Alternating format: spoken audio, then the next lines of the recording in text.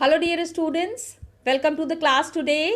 How are you all doing? I know you all are doing fine. It's so nice that we are doing this chapter. Chapter very well designed and a very good chapter which is giving you a lot of informations about the ancient India. Okay. What we find here is last chapter जो हमने किया था, last video जो हमने किया था, वहां पे this temple stone chariot Vitthala temple, Hampi में ये एक विट्ठला टेम्पल है, वहां के ये रथ की पिक्चर, रथ के शेप में ये टेम्पल बना हुआ है. Got it? तो through this we understood, look at the architecture. Look at the beautiful architecture that is seen here. Very unique. हर जगह देखने को नहीं मिलता है. Okay. तो that was the splendid thing about this temple, about this thing कि पहले के ज़माने में क्या था. In the ancient times, the kings used to move from one place to the other place in chariot. Chariot means रथ. ठीक है, तो रथ पे वो मूव करते थे. यू कैन सी कि यहाँ भगवान को ही चैरियट में के शेप में मंदिर ही बना दिया गया है, stone chariot at Vitthala temple.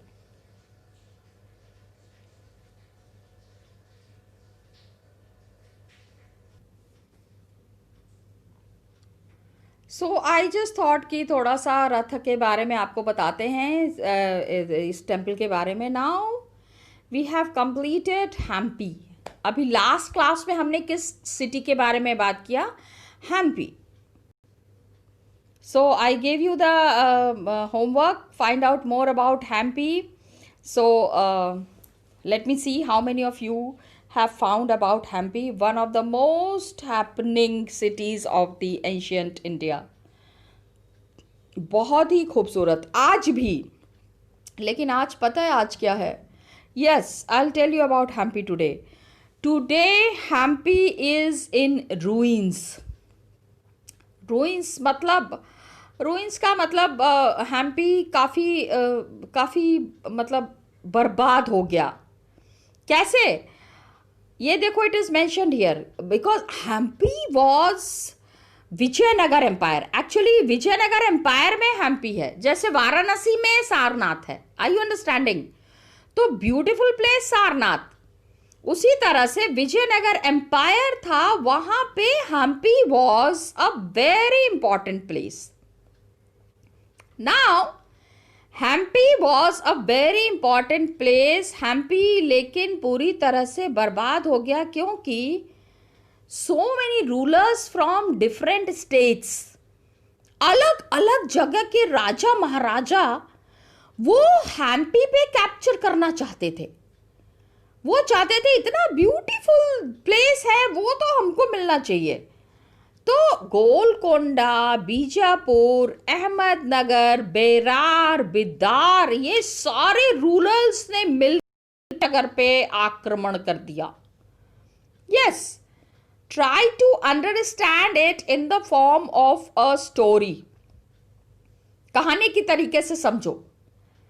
इतने सारे लोगों ने मिल के आक्रमण कर दिया. इस आक्रमण का नतीजा ये हो गया कि the whole city was destroyed. तहस नहस कर दिया गुस्से में कि इतना खूबसूरत, हाउ कुड दे मेक. तो टुडे तो नोबडी इज स्टेइंग देयर, लेकिन हम्पी में यस पीपल आर स्टेइंग. लेकिन पहले के जितने भी all the previous structures, big structures, बहुत ही ब्यूटीफुल बड़े बड़े स्ट्रक्चर्स जो थे, उसको तबाह कर दिया, उसको बर्बाद कर दिया. आउट ऑफ एंगर कह लो या गुस्से में कह लो या दुश्मनी में कह लो, ऐसा कर दिया. तो today it is totally destroyed. And I will tell you one more thing. पता है, do you know let I will tell you, Hampi is also called as the haunted city. Yes, Hampi is also called as the ancient haunted city. हाँ, it is a fact, पता कर लेना, find it out. ठीक है, पता करना, पता करके मुझे भी बताना। ओके, हम्पी के बारे में हमने पढ़ लिया। Now let us start to understand a new city about under we will be studying about a new city, Surat. Got it? तो थंजावुर के बारे में पढ़ा हमने, हम्पी के बारे में पढ़ा। Now we will be understanding a gateway to the west. Gateway to the west का मतलब ये है जैसे कि this is India, okay, and ये ऐसे करके यहाँ पे इंडिया का ये जो पार्ट है ना, इंडिया का, this is the east, okay, this is the west. Look at the map of India, okay, and Surat is here, ये यहाँ पे सूरत है, दिस प्लेस। इसके ठीक नीचे में यहाँ पे मुंबई है, एंड उसके ठीक ऊपर में देयर इज सूरत। तो गेटवे टू द वेस्ट मतलब कि वेस्टर्न साइड में से इंडिया के अंदर आने के लिए, ओशन के रास्ते से टुवर्ड्स द वेस्ट इंडिया के अंदर आने के लिए जो रास्ता है, the place that is there is Surat. Gateway to the west, हाँ, दरवाजा है वेस्ट से इंडिया में अंदर आने के लिए, बहुत बड़ा सा ये दरवाजा बना हुआ है, which is the gateway. Got it? And it is called as the emporium. Emporium देखो, Surat in Gujarat was the emporium. Emporium का मतलब क्या है? इट वॉज द प्लेस जहाँ पे कि बहुत जगह के, many places, production centers, diverse production centers, things were sold here. आसपास के जगह में जो भी सामान बनता था, okay, in the nearby places whatever things were being manufactured, it was all bought and sold in Surat. Surat में ही वो सारी चीजें खरीदी जाती थी और बेची जाती थी। तो various production centers are there. From there it is being bought and sold, and it was the western trade, gateway to the western trade. West में मतलब कि पश्चिम के देशों में, बिकॉज ऐसा तो है नहीं कि only today we have got the European countries, no, the western countries, the countries which were situated in the west, that is Africa, Europe, America, all these were the countries situated to the west. वहाँ पे Mughal time में बहुत सारी सामान जो है export होता था। तो during the time of Mughals, all the export that was happening with Cambay, Cambay means present day Khambhat. Khambhat आपको पता करना है कि मैप में कहाँ पे है। फाइंड आउट खम्बट आज भी है, ठीक है। In the olden days it was called as Cambay and today it is called as Khambhat. तो कुछ दिन के बाद क्या हुआ, समवॉट इसके बाद Ahmedabad, Surat, this was the gateway for trade with West Asia, ठीक है, with via the Gulf of Hormuz. Gulf मतलब where the ocean is surrounded from three sides by land. Ocean, हाँ, तीनों तरफ लैंड है, बीच में ओशन है, that area is called as Gulf. Okay? ये देखो, जैसे है गल्फ ऑफ, हमारे यहाँ पे है, ये है, ये इंडिया का ये पार्ट आपने देखा ना, ये तो this area would be called as gulf. इधर भी लैंड है, इधर भी लैंड है, इधर भी लैंड है, and ocean is here in between. तो this is Gulf of Kutch. हमारे यहाँ पे इसको क्या कहते हैं, गल्फ ऑफ कच्छ। तो उसी तरह से there was Gulf of Hormuz, West Asia के थ्रू। सूरत जो है गेटवे था फॉर ट्रेड, ठीक है। गल्फ ऑफ ओरमुज के थ्रू बहुत सारी मटेरियल हमारे यहाँ पे आते थे। Lot of material was being imported, okay. And Surat also called as the gate to Mecca because many pilgrim ships set sail from, Mughals were the Muslim people ना, तो उनके यहाँ पे Mecca and Medina is the all the Muslims of the world, once in a lifetime they want to go to Mecca and Medina. तो मक्का जाने के लिए बहुत सारे जो भक्त थे, many pilgrims means the people who are attached to God, who worship God with full faith. तो they used to go through Mecca, go through सूरत, वहीं से जहाज पकड़ के वह मक्का के लिए जाते थे. तो that made Surat was very important. Today also Surat is one of the most happening places in India. India में सूरत का बहुत इम्पोर्टेंस है. ओके, तो many pilgrim ships all set sail from here, यहीं से ही निकलते थे. एंड ये जो शहर था ना, इट वॉज कॉस्मोपॉलिटन मीन्स बहुत तरीके के लोग रहते थे यहाँ. Okay, all caste and creed people were staying in Surat. Surat के बारे में whenever we are talking, please understand most important trading centers were here and it was the gateway to the west. पश्चिम में लोगों को कहीं भी जाना है, wherever people want to go, they used to go through Surat only, via सूरत. सूरत के through लोग जाते थे. तो एक बहुत पुराने इंग्लिश के एक मतलब 17th सेंचुरी में, इन द 17th सेंचुरी, हम 300 साल पहले की बात कर रहे हैं. And Portuguese, Dutch, English, they all had their factories and warehouses at सूरत. सूरत से बहुत सारा सामान लेके ये अपनी कंट्री में जाते थे. They used to trade with the products that were available in सूरत. सूरत में जो सामान मिलता था, उन चीज़ों की ट्रेडिंग फॉरेन कंट्रीज में बहुत ही अच्छे से होती थी.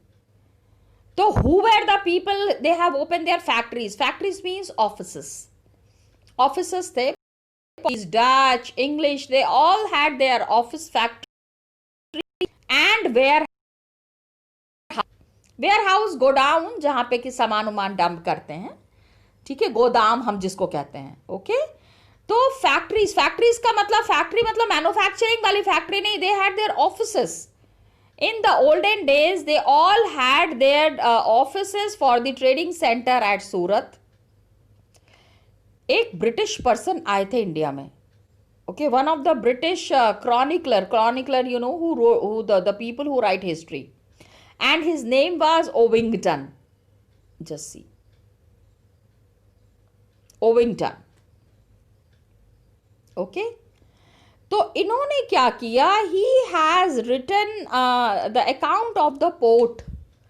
ये जो सूरत का जो पोर्ट है, द सी साइड, द समुद्र का जो किनारे में, the place from where the materials were being exported, he has written कि इन 1689 में 100 ships, मतलब 100 जहाज of different countries could be found and anchored at the port at any given time. एक बार में 100 शिप. आप सोचो how prominent सूरत was. कितने देशों का सामान यहाँ से जाता था. Such an important trading center. Surat was very important as a trading center. And Ovington has written कि एक बार में 100 जहाज नजर आते थे. Means you can understand how many people were involved in the trading business. कितने सारे लोगों का यहाँ पे ट्रेडिंग हो रहा था. तो this makes Surat as a very important place. And all kinds of materials were being exported to the western countries, because इसीलिए ना इस टॉपिक का नाम क्या है, गेटवे टू द वेस्ट. ये वही दरवाज़ा था जहाँ से निकल के पश्चिमी देशों में जाया जाता था. People used to go to the western countries through this gateway. Okay, and several retail shops were there, wholesale shops were there. Cotton textiles की भी सेलिंग होती थी. तो रिटेल शॉप्स, रिटेल मीन्स खुदरा जो व्यापार होता है, मतलब जो दुकानों में जाके आप खरीदते हो. Retail shop was there and wholesale shops were also there. हाँ, big things, big materials, I mean very heavy materials, wholesale shops were also there. They were also selling cotton textile. क्या हुआ? सूरत was gold less border के लिए it was very famous. जरी, जरी का काम जिसको कहते हैं, ठीक है, देखा होगा ना, साड़ियाँ, सिल्क की साड़ियाँ होती हैं, उसके ऊपर गोल्डन बॉर्डर इज देयर. तो गोल्डन बॉर्डर वॉज मेड, ऐसे ऐसे कारीगर होते थे who use to make beautiful golden border, gold use करके. यस, पहले कोई ऐसा रेशम का धागा से सामान नहीं बनता था. It was all using the original gold. Got it. lace borders, zari was made and a market was there in West Asia, Africa, Europe. हर जगह पे सूरत से सामान जाता था.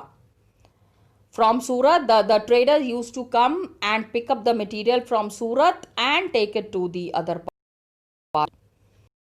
And many rest houses were there. ये जो traders are coming from the foreign countries, so many traders are coming and taking the material from Surat. आप सोचो कि इंटरनेशनल लेवल पे Surat was an important place 17th century में. आज तो मतलब इट्स वेरी इजी ना, एयरवेज है, वाटरवेज है, रेलवेज है, so many modes of communication are there. लेकिन उस जमाने में, I am talking of the 17th century, किस किस देश से लोग आते थे. तो सूरत का इंपॉर्टेंस आप सोच लो. इट वॉज, हमेशा फॉरेनर्स ही नजर आते होंगे. The big business people who had their shops in Surat, वो कहते थे हमारा तो शॉप सूरत में है, we are very happening people from Surat. Okay, gold and lace borders के लिए कहाँ, दिस इज वन एग्जाम्पल कि लेस वॉज मेड. लेस आप जानते हो ना, अलग से एक पट्टी होती है जिसको कि क्लोथ के ऊपर लगा के क्लोथ को डेकोरेट किया जाता है. तो द पीपल, वहाँ के जो राजा महाराजा, the Mughals, they have build big rest houses, बड़े बड़े होटल, जैसे होटल्स नहीं होते हैं, 5 star hotels are there. In the same way big hotels they are made in those times for the people, क्योंकि all over the world people are coming to India. And जब वो देखेंगे India में तो कोई अरेंजमेंट नहीं है, पता नहीं इंडिया के लोग कैसे रहते हैं, हम तो इंडिया में गए थे, बड़ा no. Mughals have made all arrangements for the people who were coming from the foreign countries. So you can understand how important trading was at that time.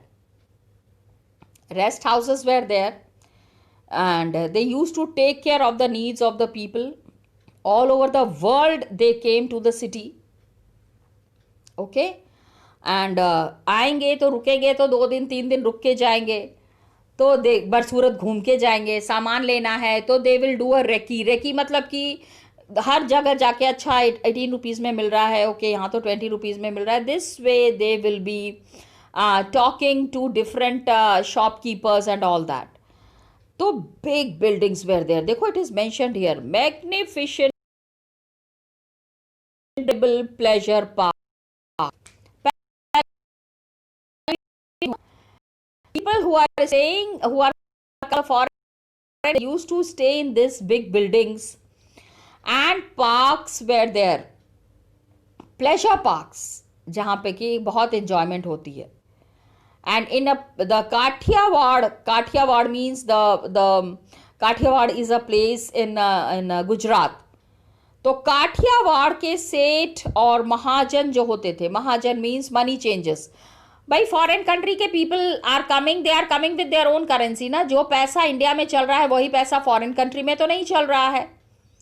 So when the foreigners come to India, they need to exchange their money. यहाँ आ रहे हैं तो उनको पैसा तो दूसरा चाहिए ना. They need a different money for themselves. यहाँ का पैसा लेंगे तभी तो यहाँ के लोगों के साथ ट्रेड करेंगे. So if they are not taking the money from there won't be any Mahajan, ठीक है. तो they used to have their banks at Surat. Africa से, यूरोप से, अमेरिका से, so many people are coming for trading. तो उनकी currency को exchange करने के लिए banks were there. 17th century में bank, my god, imagine. Okay. And ये it is very noteworthy that the Surat hundis, yes, the meaning is given here.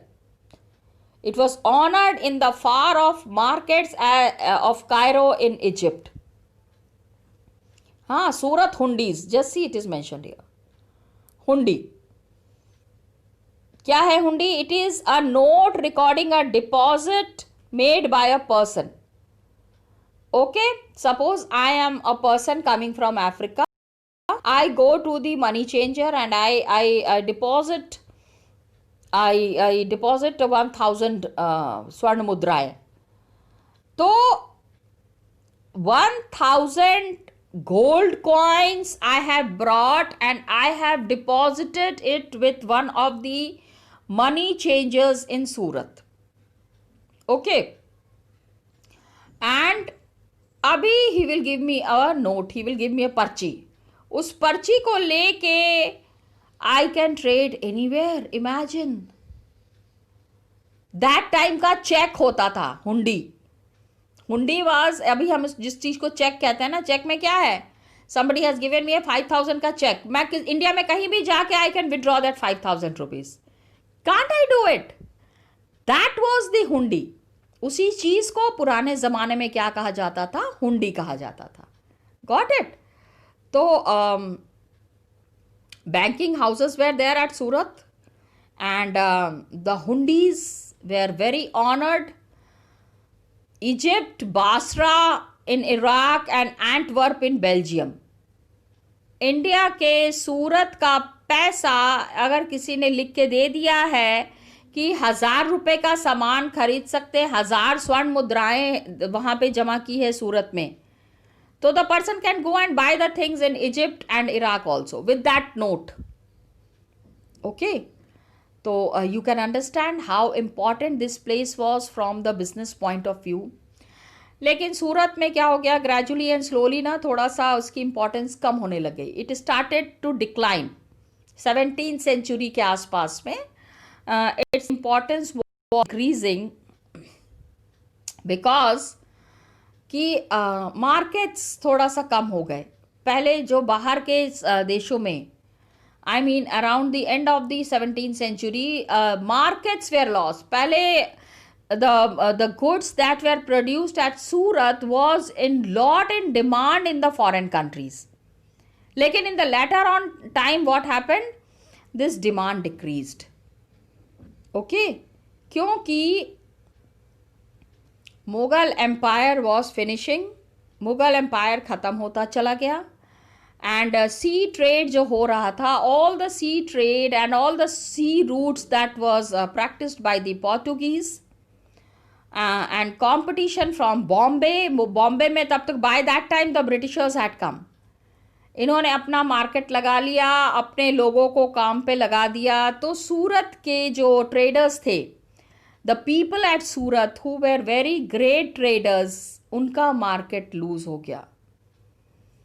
And East India, the Britishers had come and Britishers had set up their headquarters in Mumbai.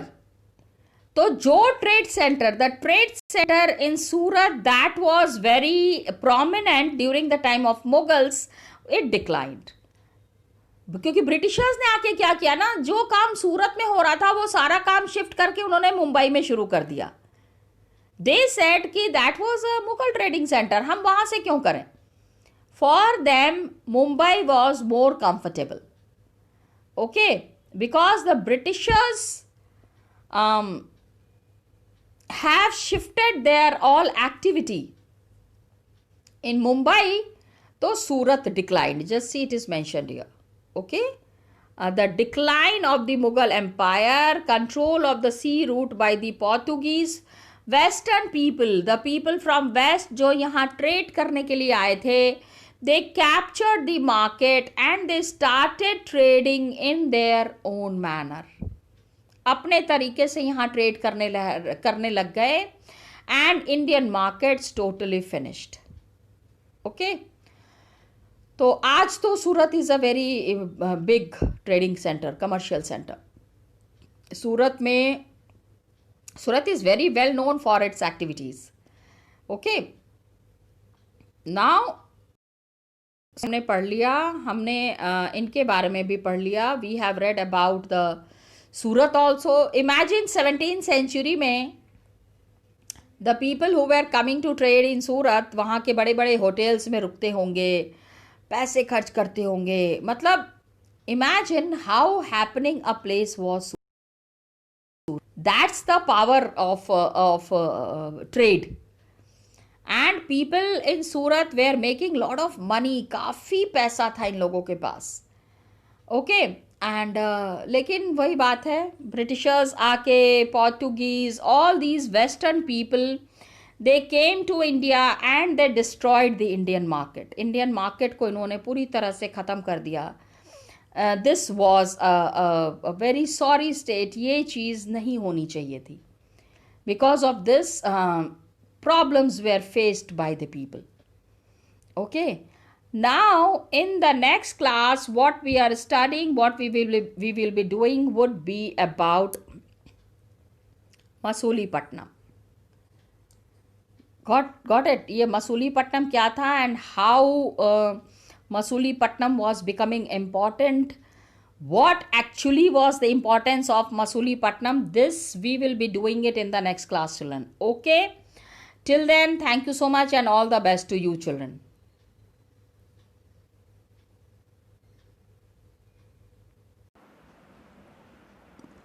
Dear students, I thought I should give you a brief idea about, although I thought I'll be doing it in the next class, but I'm just giving you a brief introduction so that we complete this chapter fast, isn't it? We need to understand one thing, कि the towns that we have talked about till now, आज तक हम लोगों ने जिन towns के बारे में बात की, all those towns were great towns, no doubt. Now we are talking about this town Masulipatam. पता है, अभी it is called as Masulipatam, but in the olden times it was called as Machlipatam. मछली you know ना? हाँ, it was a fisherman's town. Okay, fish port town. बहुत मछलियाँ मिलती थी यहाँ पे, बहुत मछलियाँ पकड़ी जाती थी।